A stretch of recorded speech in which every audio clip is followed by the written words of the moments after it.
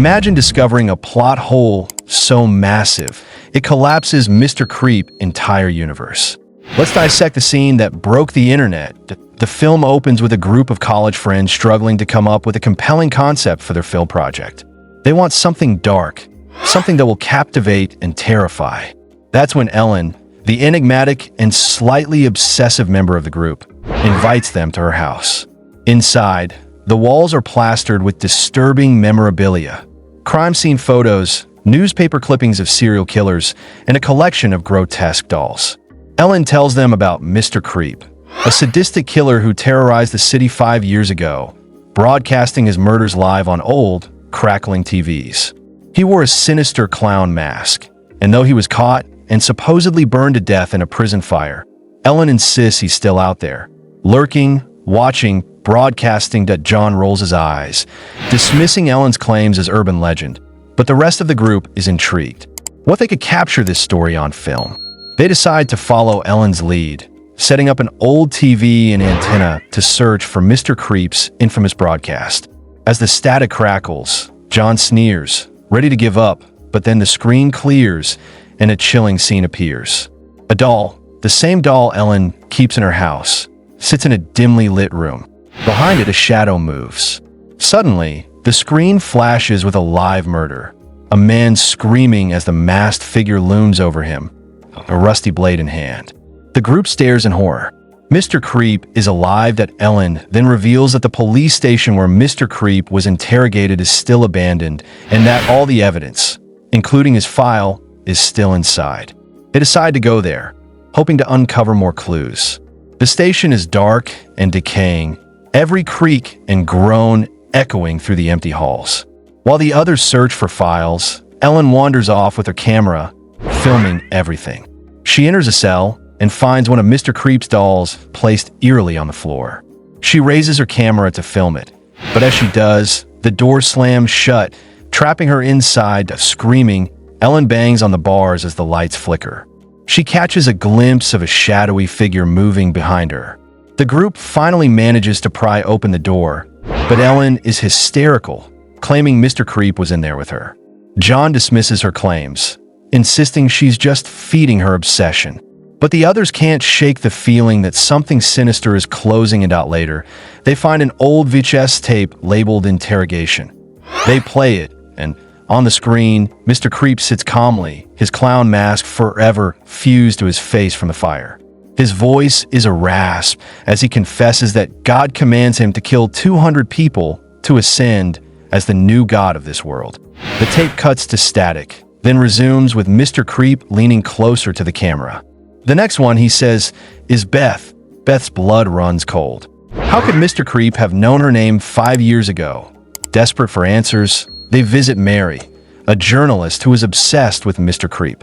Mary is unervingly welcoming, offering them tea as she recounts Mr. Creep's tragic backstory. How his parents locked him in a dark room for weeks. How he was forced to wear a clown mask that eventually fused to his skin.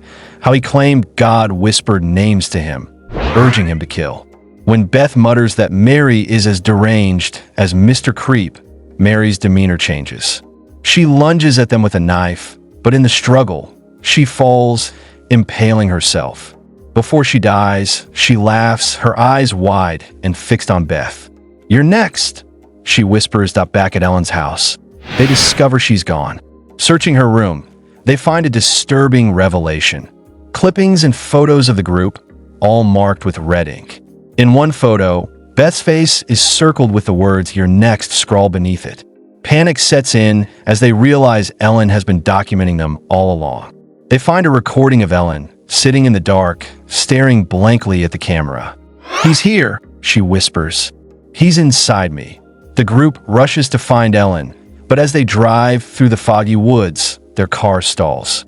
Shadows flicker in the trees, and Beth is yanked out of the car, her screams echoing through the night. John and the others run after her, but the woods are a maze, and the darkness seems to swallow them whole.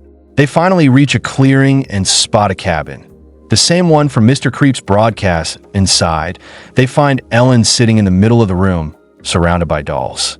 Her eyes are hollow, her face smeared with blood. She rocks back and forth, muttering, "God has spoken to me." The group approaches cautiously, but as they do, the TV flickers to life. The screen shows live footage of Beth, tied to a chair, screaming. Behind her stands Mr. Creep, his mask glinting in the dim light. Suddenly, the lights go out. When they come back on, Ellen is gone. Beth is still screaming on the TV. The group scrambles to find her, but one by one, they're picked off by the shadowy figure. John is strangled. Another friend is dragged into the darkness. And soon, only Beth remains. Beth awakens tied to a chair, her head pounding. The room is filled with flickering TVs, each showing footage of her friends being murdered. Mr. Creep steps into the light, his mask grotesquely twisted into a permanent grin. He leans in close, whispering, "God has chosen you." As he raises the knife, the screen cuts to black. In the post-credits scene, the camera zooms in on a TV. The screen crackles with static before showing footage of Ellen, rocking back and forth, her eyes empty and lifeless. The camera pulls back, revealing that she's not alone. Mr. Creep stands behind her, his hand resting on her shoulder. And then, in a chilling twist, Ellen turns to the camera and removes her mask, revealing Beth's face beneath it. The real twist? Beth was Mr. Creep all along, her mind fractured by years of obsession with the killer. She was the one broadcasting the murders, using Ellen as her puppet, driven by the same delusions that consumed Mr. Creep. The final shot is Beth's blank, empty stare as the screen fades to black, and the haunting sound of a doll's eerie laughter echoes through the darkness. Agree? Disagree?